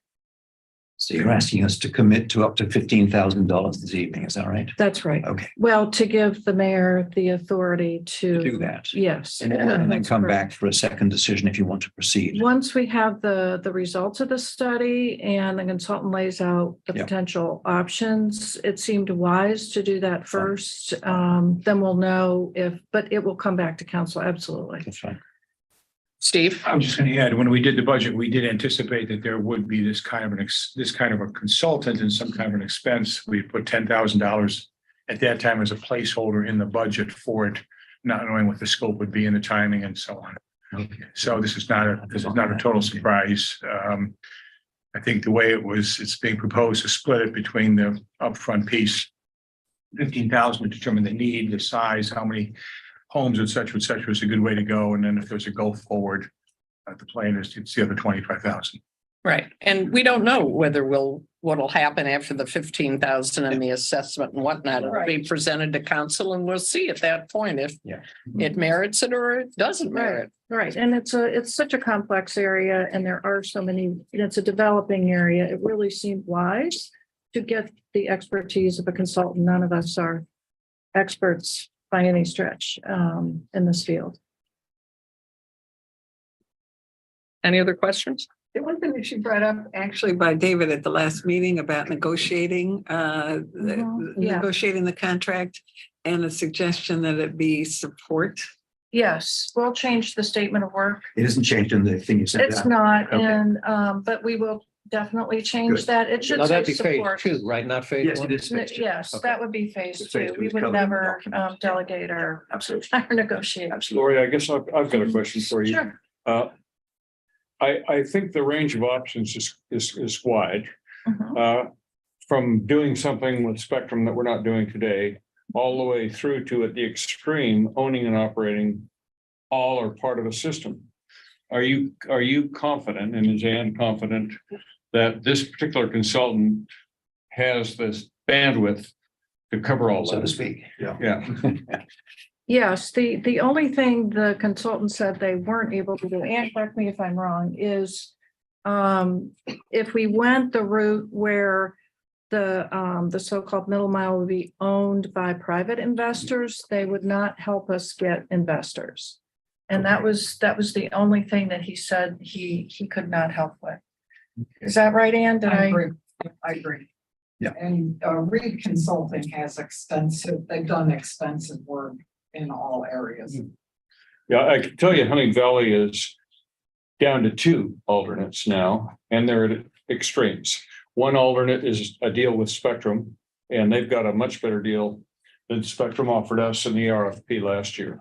And at the other extreme, they're looking at owning and operating their own middle mile or loop. Mhm. So it's interesting. That's where they've got to so far. And you know, It Michael, will probably end up not dissimilar. that's a great point, because that's, I think, where the value lies in getting the feasibility study, because their demographics and their geographics are much different than us, and that is going to affect your market data and your cost of doing the project. So it's a very different, it can be very different by community. I agree. Yeah. So I wasn't at the March council meeting. I did go back and try to review it. And I looked at the statement of work from Reed. Mhm. And I wrestled with it. I've talked to a few of you. With my years of experience doing consulting, if I write a statement of work, it is to address an issue or a question. And so, and I've looked at this statement of work and essentially surmised what is the question that we are asking for which we want to spend 15,000 to get an answer. And I talked with Ann about it earlier today. I talked with Lori about it, and I'm going to suggest the question is, if we want to, if one of the options we want to consider is to proceed to put fiber in our community, would it be feasible? Would it work? That's what this answers. This is very focused on the question of us putting fiber in. I don't know if it addresses the middle mile question. And it doesn't per se get to, if the conclusion was, yeah, it's not very expensive, you're going to get a lot of participation, the rate will be good, which I think they kind of address here. And there's lots of options on how to get that done. So, wow, I think we all recognize that we could bring fiber in. It seems like something we'd want to do. So I think that we get that, or the alternative is it's so expensive.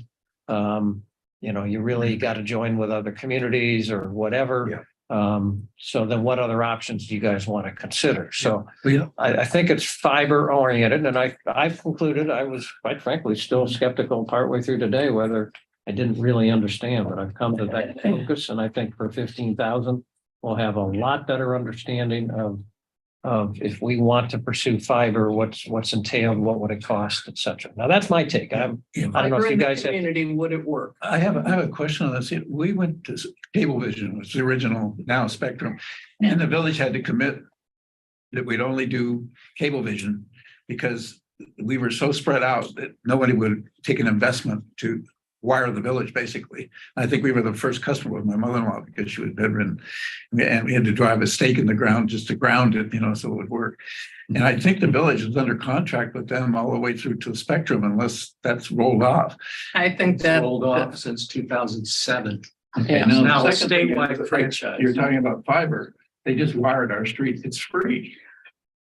Right, and that's a really good point. So the issue is that if we don't look at this and come up with a solution for the village, what will happen is providers will come in and they will likely carve up the village, right? Because it's obviously probably very cost effective, or they were trying to get from A to B. And so it made sense to come in and do it for you for free because they had to anyway. So then we'll lose our ability, our leverage in terms of having options and also making sure that everyone who wants it has it. Because areas that are harder to get to, they'll get left behind. Well, my understanding is that Cablevision, or whatever it is now, Spectrum, is everywhere in the village and it's wired. So my understanding is that there's some maintenance issues that I think we ought to bring Spectrum in here like we did the illuminating company, because that did a lot of good. I mean, in my area, down here in the village and up where I live, to fix the problem. And why are we spending so much money to do this? It doesn't make sense because the mayor fixed it. And the other thing, I had my antenna fixed today. Being a survivalist, I have an antenna, so when I listen to people, I can just turn the old antenna on. Survivalists have antennas. And the man brought up the point that Musk has this new system that it's a little box that you put on and it runs everything. So, and you can put it on your cell phone. I can take it to New York and watch TV. I mean, this is all new, and the box is $15. So why are we spending all this money? I don't understand. So we're really only, go ahead. I was just going to say the difference is the cables that are involved with transmitting all the data and the information, and that's the difference. That's the big thing, and we're not experts in all this. Which is why when we get this, we're cabled now, the whole village, and I just got a note from Spectrum today for another $20-$40. They'll double my speed again. I don't know what I'm going to do with all the speed. I've got so much now. There's two speeds, there's upload and download. Exactly. And so that's a little bit of the complexity, but Ann did a fair amount of research. I mean, you're right about the cable. And I think what you learned, Ann, is that the cable is aging and it's going to degrade, and it's degrading at different rates around the village. So some people are, hey, this is fine, and other people are having issues. So you're really looking at probably, correct me, Ann, if you were to keep cable, a lot of that cable would have to be redone. Right. We don't pay at some point. I mean, that's. Well, you're lucky you have got fiber where you are. Right, you have fiber. You're the lucky ones. And I have my old antenna. Right. Not to put you on the spot, but can you maybe 30 seconds on the surveys that were sent to residents in 2021? I'm happy to speak to the survey, and I don't know exact numbers, but and the survey was intentionally vague because I'm very aware of people's privacy. So basically it said, are you happy with your service? Would you be willing to pay more for fiber if it were available? And the responses over, I think it was 300 something, people definitely indicated that they need help with better broadband, and that they couldn't do day to day, they couldn't do their work. So it wasn't everyone in the village had terrible service, but there are pockets that were bad. There were a lot of comments on the unresponsiveness of Spectrum, and I did spend Larry Frankel and I spent a lot of time with the state broadband trying to put pressure on Spectrum. we just haven't gotten any responses. So there are pockets that are fairly desperate for some better broadband. Well, and now with people working from home, it's even more important than. Right. Mm. Right. So we'll get an answer on fiber. I don't want to lose track that what did Hunting Valley realize with Spectrum that we haven't been able to realize, so that once we understand the feasibility of doing fiber, we can at least balance it for the most competitive, if we can match what Hunting Valley. Absolutely. should be. And I think that'll back up what we say to Spectrum. You know, I mean. Right. Somebody made the comment that Spectrum has almost over the village. They got about 90% share, so they're in a position where they have something to protect. They're gonna lose, so they're gonna be pretty willing to negotiate. I think Hunting Valley is maybe thinking of it as if they do Spectrum as opposed to fiber, it would be a short term. You know, they'll make a good deal and do something with Spectrum for 2 or 3 years, and then longer term, they'll go to buried fiber. So Because fiber. is- ultimately, it- we're gonna have to go to fiber at some point. It's the solution for the next 15, 20 years. Yeah, all fiber is just a little wire that runs along the pole. I mean, you know. This has to be underground. It should be underground. That's all there is to it. Underground. Go ahead, Ann. May I speak quickly? I believe Hunting Valley's proposal from Spectrum is fiber to the node, and I'm not trying to act like I know what I'm saying, but then from the node to the house will still be coaxial. And That's probably right. I can say, I think I know where our node is because there's kind of a permanent Spectrum truck at the corner at Mayfield. And everything between there and houses is then degraded. So. Yeah, thank you, Ann. Can I make a suggestion that we bring Spectrum in here like you did the illuminating company and ask, put them on the table about repairing our problem and see what they say? I mean, we could certainly, we'll have more leverage to Right. do that, I think, once we get the results of the study. Because then the prospect of competition comes in, and I think it'll really help. This is a beautiful thing. It is They're all buying it. Exactly, exactly. The competition is there. I mean, AT&T's wiring now, so. Yeah, But doing I the just think study it- says a lot more to all the different companies that these people are serious. I'd like to call the question. And I think that's a good. So, you want, I think I would like to see us suspend the rules and move forward with this. So I'm gonna Second. propose suspending the rules. Second. Anton, Yes. Allworder, Yes. Deacon, yes. Press, Yes. Steinbrink. Yes. Turner, Yes, Welsh. Yeah. move the resolution.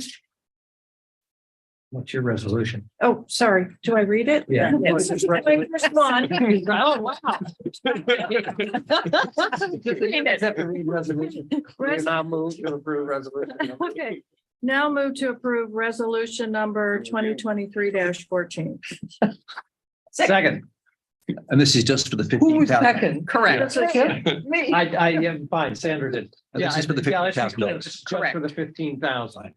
Anton. Yes. Allworder, Yeah. Deacon, Yes. Press. Yes. Steinbrink, Yes. Turner, Yes, Welsh. Yeah. Thank you. Can I just pause for just clarification? we already voted. That, I know that, but we just voted for the 15,000. I want to make sure the minutes are Right. clear on that, because the resolution actually is to approve the whole resolution, and so it's. a We'll come back to clarification. council. I agree. Yes, it'll You're come right. back. You're right. I'll check with the first day. I'll clarify that. Okay, thank you. Next is resolution 2023-15. Craig. Yes, as I teed up a little earlier, this is a resolution approving the action of the Planning and Zoning Commission to approve the grant of a permit to Gilmore Academy to construct a cellular tower at 34599 Cedar Road. Second. We need to suspend. Yeah, so I'll move to suspend. Second. Second, okay, thanks. Anton. Could I ask a question? I think in planning and zoning, if there's an event being considered, the immediate neighbors have to be told about the meeting and encouraged to come and talk about it. Did that happen in this case? Yes. It's beyond the distance for like, we asked, that came up at P and Z, the distance on Dorchester Road. Yeah, They're beyond 1,000 feet. okay. How It's tall was within a this thing? distance of property 150 feet. unless it's 150. adjoining. Okay, okay. Thank you. Eton, Yes. Allworder, Yes. Deacon, Yes. Press, Yes. Steinbrink, Yes. Turner. Yes. Welch. Yeah. Now I'll make a motion to approve resolution number 2023-15. Second. Eton. Yes. Allworder, Yes. Deacon, Yes. Press. Yes. Steinbrink. Yes. Turner. Yeah. Welch. Yeah. So now let me just add a couple of comments regarding the cell tower. First of all, at the planning and zoning, we asked about the timing, and with this approval, they're immediately going to go in to order the material. They think that they can get it all and have the tower up in 4 months. That's their goal. Thank you. Verizon is going to work in concert with them so that they will have their equipment up virtually at the same time. Ron, I think I'm speaking correctly. There you are. So if you go out 4 months, it could be operational by September or so. And we hope, Ron thinks that T-Mobile is likely to follow closely behind here. And so and this coverage will obviously benefit more than just the Gilmore campus. It'll cover Dorchester and Chartley and Woodstock and Berkshire and. yeah, where I live, what fascinates me is where I live, I obviously must have a line of sight to the tower on Carpenter, and I'm fine. Across the street, which is actually technically higher, it's zero coverage. Yeah. And I don't know why, the terrain or something. As the And grade so changes, I guess. yeah, so it's very, very mercurial who gets coverage and who doesn't, but this should really help a lot. Capacity of the tower, how many companies can you put on it? Well, there's 4 main areas, and so it's designed for all 4. Verizon's gonna be our anchor tenant, T-Mobile, I presume in 2024-25, AT&T will go on there. And then Dish Wireless is the new carrier in town. I'm projecting them to 2025-26. Thanks. And then Ron mentioned at the planning and zoning meeting, just to refresh everybody, when the Mayfield schools came to the village, I don't know, 3 or 4 years ago, requesting that we participate in the school resource officer to have a police officer on the premises. We negotiated with them at the time and have a standing agreement that for $1 a year, we can rent about an acre of property at the environmental center on county line, which is almost to Rogers, if you haven't been out that far. It would be back in the woods. That would be the other end of the village. We have alerted Verizon and other carriers of that possibility. It turns out that area is actually not very well covered, I guess. And so Ron thinks that once this moves forward, that might move us up on the priority list with Verizon to give a more complete coverage of the village. How many do we have on our tower now? How Well, many? that's a mystery, Ed. Supposedly AT&T is not, but everybody seems to think they're they getting are, coverage. So we think that they are, but There was like 8 or something. They were afraid the tower was going to fall over. is that right? I don't know who else, but I think it's Verizon. Hanging from the tower? Yeah, here's actually one of the problems, because I've studied all the cell tower language as much as I can. And of course, as you might imagine, over the years, we had an agreement with this company. I can't remember all the names. And then that changed, but you got to say what it changed to this or what it was. Somebody else. So I think we have 3 carriers on there today. Yes. My sense, Ron, but because I know you went and looked at the tower. And it looked like. AT&T came off it, but T-Mobile's on there, Verizon. I think there's 3. Okay. So maybe it's only 2. Great job. Thank you. Anyways, that was just an update on the status of, hopefully we're going to see coverage Okay, after this approval. next is ordinance number 2023-16. So this is an ordinance to amend the annual appropriation ordinance number 2022-42 to increase certain appropriations and other expenditures of the Village of Gates Mills for the fiscal year ending December 31, 2023. Because Janet was out sick, I didn't get the full explanation. This is obviously moving money from the general fund over to the local fiscal recovery fund, and I believe because that's the money that came in, That's correct. the ARPA money that you were talking about. Section 2 item is the ARPA money that came in, and once we conferred with the state, it was required that those funds be accounted for in the local fiscal recovery fund, not in the capital improvement fund. And then the 19,160 to the safety Same fund. That has to do primarily, Chief, you can add the details with the timing of when we got invoices for items that can be paid to the safety fund. Right, and part of that, I think, was from the donation last year received from the residents purchase for any firearm. Just received, so in the price. So this isn't a budget item in the sense that these are overruns. This is moving from one fund to another. Right. Okay, just wanted to clarify. So it's bookkeeping. I think. Housekeeping. Well, I think I want to suspend the rules. So this is not talking about increasing expenditures by the No. village. No. This is Right, purely that's what I was trying to housekeeping clarify. within the Yes, funds. that's what I was Okay. clarifying. So the same number of dollars is leaving the village, so to speak. This Yes, doesn't just change out of a that. different Yeah, account. yeah. One clarification, if we move the money and don't spend it all, can we put it back in the general fund if we want? to? Wow. Or is it going to be trapped? Great question. Let's have our treasurer, maybe not in this meeting, but I still have that question when we move money over. I'm told that I don't know if we have to go to the White House or get Congress. But apparently it's something like that. So The ARPA funds need to be spent for purposes approved by the ARPA legislation. So we would have to find an other qualifying purpose to use those ARPA funds. If we don't use the ARPA funds, what's Can we qualified? wait to transfer it when we know we've spent it? Well, we already are committing to spend it because we're spending the engineering dollars on the culvert. Okay. All right. So there's no case where we don't spend it all. No, That's correct. but I still think the lingering question is if we've overfunded a special account at some point, what are the means of trying to bring Yeah. it back into the general? They fund? can't answer that in a general way though, because every By account fund. is different, Is but that right? Okay, Right. okay, all right. Anyways, I think we Here's want to the- suspend the rules. Yeah. Also, I think we can do the bookkeeping. got it. Yep. Anton, Yes. Allward, Yes. Deacon, yes. Press, Yes. Steinbrink, Yes. Turner, Yes. Welch. All right, and now I move to approve ordinance 2023-6. Anton. Yes. Allward, Yes. Deacon. Yes. Press. Yes. Steinbrink. Yes. Turner. Yes. Welch. Thank you. Next, council matters. Is there any council matters from council? Yeah, I'm going to be very Yes. brief. I have one. Let Okay, me you- start. yeah, Give me a break. that's fine. Um, Thanks.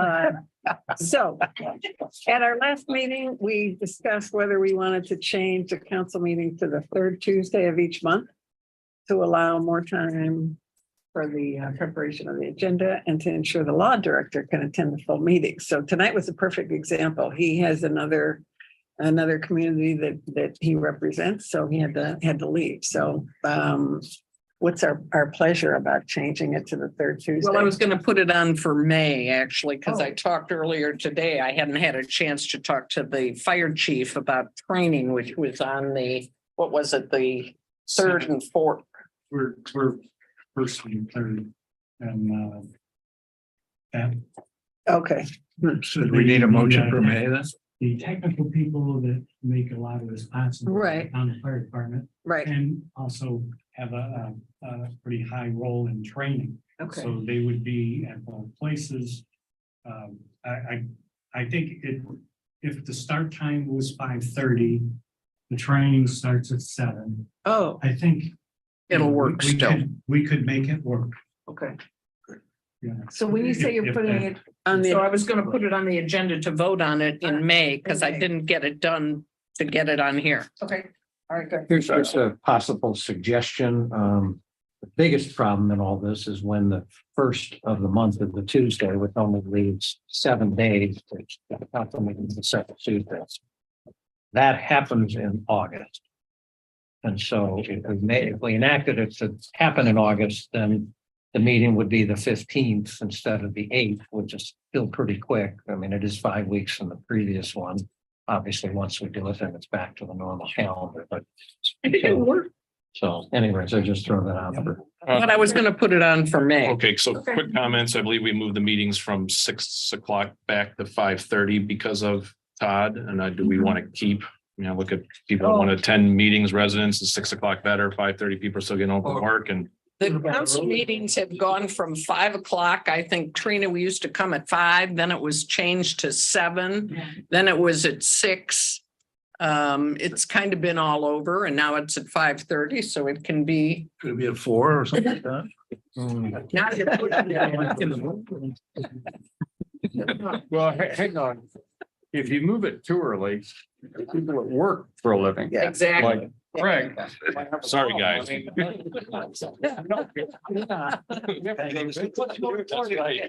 work to go to my volunteer job. So, I mean, thoughts? I like 5:30. Personally, I like 5:30, but I think it's more a question of, people that want to. Yeah.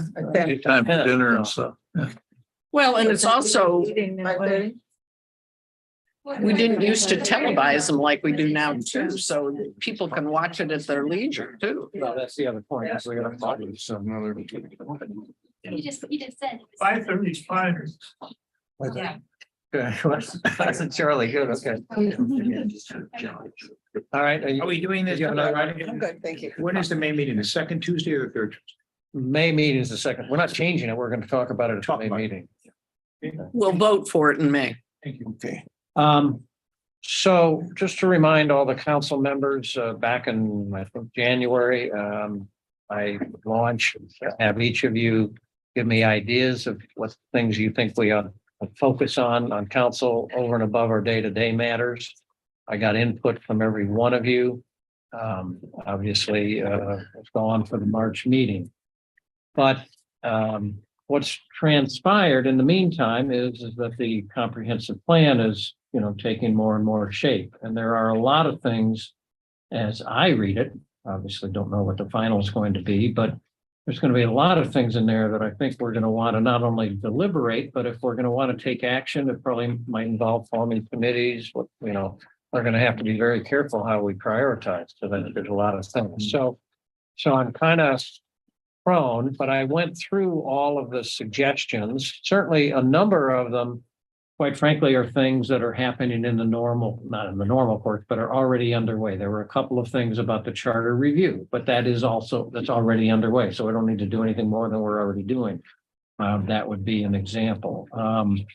So a couple of things jumped out that aren't, to my knowledge, in the won't be part of the comprehensive plan discussion, and aren't things that are already underway. And I just want to bring them up and mull them over.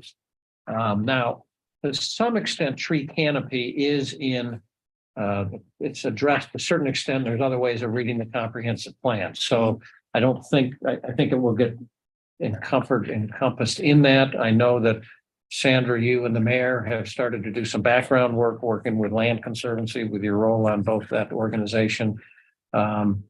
I guess I do feel a certain, urgency that I'd really like to have council understand at some point. What does it mean to try to improve, first of all, address the the deterioration in our tree canopy, and what does replacement really mean? And, if I plant a little twig this big, is that really saving the environment, or do we need to be doing a whole lot more? And how many do we need to do, et cetera, et cetera? And I have no idea what any of that looks like. And it could be where we want to spend some of our village resources, perhaps some of the money that we get through the levy. So I really like to think that at some point we're going to make some headway on this, but we're going to want to balance it with some of the other things we learned from the comprehensive plan. One thing I don't think is going to come out of the comprehensive plan, and maybe I need to study it further, but we did receive a lot of feedback continued a lot of feedback on the village website, on, quite frankly, our marketing to some extent. When we were interviewing the realtors as part of the comprehensive plan process, it became very clear that today's world, if you're looking to buy a house, you go to Zillow and the other websites. And if you look for a house in a community, not only does the house come up, but marketing material on the community comes up every time you hit a house in that community. Doesn't happen in these mills. And so that's something that we need to be thinking about. And then I know we've all talked about how to constantly improve communications. We're all frustrated on ability to reach residents. And so whether you want to title that part of the website, marketing communications, just something to be parking here that I think it's something that we need to be thinking about. The other thing is, what I would note is something, there's various language that some of you provided, but we have a lot of committees in this village and not clear that the goals have been refreshed or, and I'm not sure that, it's necessarily council's role on that, but it certainly would be helpful to understand what are the committees trying to accomplish. Might some of the goals be a little outdated and maybe need to be updated or refreshed? And to what extent are we monitoring? Made a little effort in the February council meeting to go to some of the committees and say, what's a status report? I'm interested, my wife's gotten a lot more involved in the garden club, Gates Mills Garden Club. And I don't know how many committees they have. It's a large number. And every committee has to report every month on status. Now, sometimes it can be nothing's new, but they have to at least send in nothing's new. And of course, if it's the 8th month in a row and nothing's new, it's like, okay, what's going on? Are you guys asleep or what are you working on? But for anybody that's been involved with the garden club, my understanding is it is a very well run, accomplishes a lot. And maybe that's one of the reasons. So I've heard complaints over time that, we have a lot of committees, but boy, nothing seems to happen with a lot of them. They sort of sit there. So I just throw that out. That's not something that's come out of the comprehensive plan. So long-winded, I think there's some interesting things that have come out. A lot of the rest are being addressed through ongoing or maybe part of the comprehensive plan. So I'm going to park this. We'll wait for our special council work sessions and digest the comprehensive plan whenever we get it. Maybe after 2 or 3 more town hall meetings and then start to really this summer, I think, start to bring focus to what the priorities, obviously not just for the balance of this year, but they're sort of longer range. We have a long range financial plan, but I think we really have to have what are our top 5 or 10 priorities other than our day-to-day stuff, because it's very easy to get caught up in all of the, procedural stuff we have to do to, keep the village running. Yeah. So anyways, long-winded, I just wanted to give you a status that I haven't forgotten. That's good. Thank you. Anyone else? Business from the audience? Carly? Yeah, I have a question.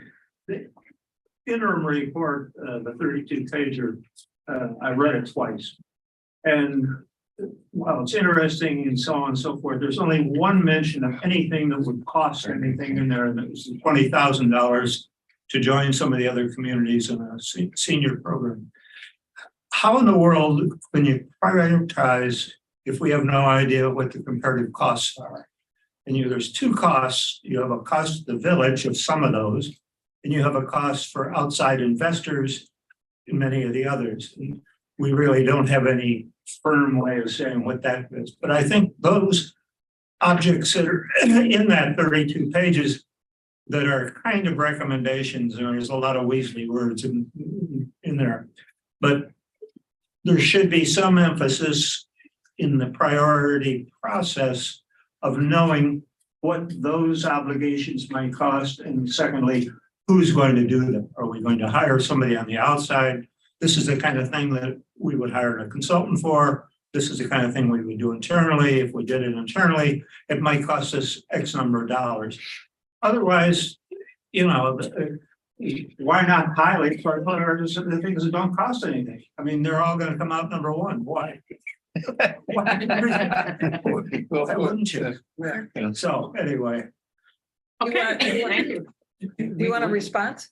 we did address that. We did talk about whether we were going to attach some dollar amounts to the different objectives and goals or not, or really talk about our wish list. And as the as the list grew and the discussion grew, we really decided, at least for this plan, that it would be according to the priorities of the of the village and the advisory committee, and up to the mayor and council then, as to how they wanted to approach it based on the budget in any given year. This is a 10-year plan, so things don't have to be implemented, immediately. So I understand what you're saying, but we did think about The that. taxpayers are the ones that are gonna pay for it. Village doesn't pay for it, the taxpayers pay for it. Right. And I think to make an intelligent prioritizing on the part of the people who are gonna have to pay for it, which is us, then I think you have some idea now. In that 32 pages, there weren't that many things that would have to incur some significant village expense. Yeah. So I think you ought to address it in the final. That's a Bring it very up good again, point. Thank bring it you. up again. Good thought. Thank you. Anyone else? Anne?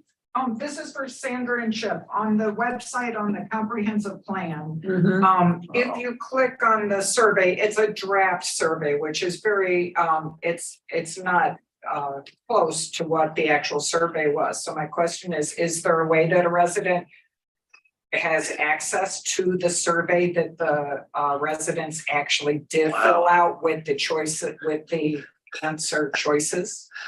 It's a draft. It's very different than what actually was. Wow, is it really? Okay. Well, The actual results are visible, or you can find the actual. The actual survey results, but she's saying the actual question, The results, I'm just saying. the questionnaire that was sent out. Survey that actually was sent. sent out to residents. Thank Okay, you. Didn't notice that, so we'll get All right, back the to that. survey It's a without draft, any and answers. It must have been an early draft. Okay. Because it's very Thank different you. with the responses or different. And then the other. So you're looking for the survey itself to be in there, the questionnaire.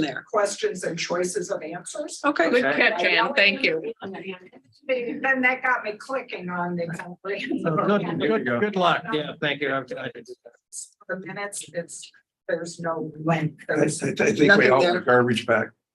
So, some of the minutes and some of the things on the comprehensive plan section of the website, there's not a link, the minutes are not available.